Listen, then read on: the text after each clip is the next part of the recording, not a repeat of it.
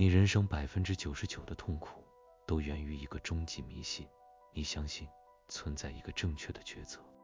选择困难症这个词是这个时代最流行的一种思想瘟疫，它听起来像是一种聪明人的烦恼，但本质上它是一种懦夫的自我安慰。我们用清单，用矩阵，用各种思维模型，把自己伪装成一个理性的决策者，而这一切都只是小孩子的沙盘游戏。因为你在做的不是决策，你是在祈祷，向未来祈祷一个确定性，向世界祈祷一个不必由你来承担全部责任的标准答案。在佛经中有一个著名的监狱故事，有一个人身中毒箭，痛苦不堪，他的亲友找来了一位能拔剑疗伤的外科医生，但这个中箭的人却拒绝治疗。他说，等等，在我拔剑之前，我必须知道射我的人是谁，他是刹帝利还是婆罗门，是高是矮，是黑是白，我还必须知道那把弓是什么材质做的，弓弦是牛筋还是丝线，那支箭箭头是铁的还是铜的，箭羽是秃鹫的毛还是孔雀的毛。佛陀问弟子，你们认为这个人能在得到所有答案之前拔出毒箭活下来吗？弟子回答，不能世尊，他将在无尽的追问中毒发身亡。这就是你，那个身中毒箭却执着于分析箭的来历的愚人。我该不该跳槽？我该不该分手？我该不该买这个房子？这些都是那个愚人的问题。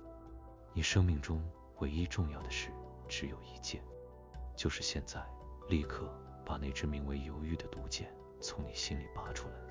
今天我们不分析箭，不提供答案，我们只提供一座熔炉，一座能将你所有看似错误的、糟糕的、无奈的选择都炼成黄金的心之熔炉。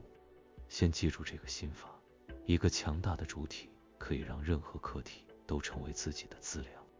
换言之，停止关心你选的是什么，开始关心那个选择的你是谁。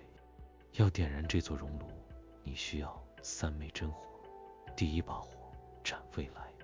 金刚经云，过去心不可得，现在心不可得，未来心不可得。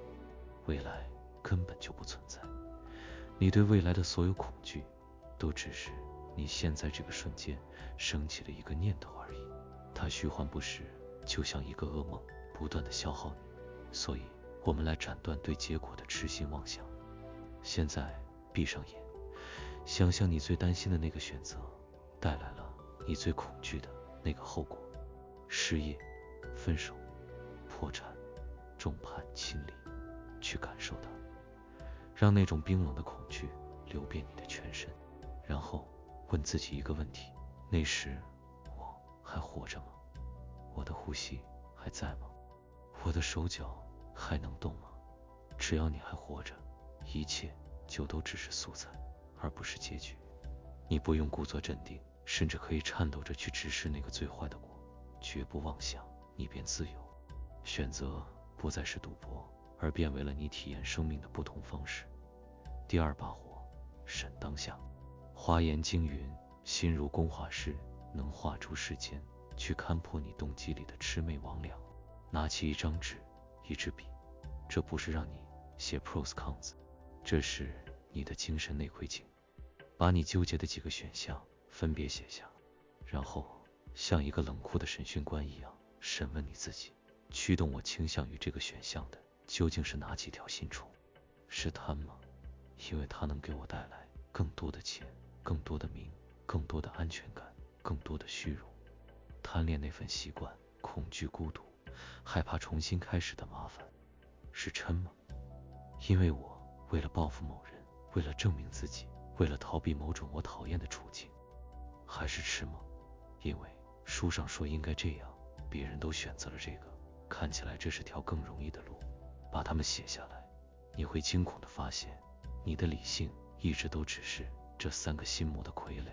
看清它们，看清动机，你就看清了落笔的方向，一个被贪嗔痴污染的画家，用在昂贵的颜料画出的也只是一幅地狱图。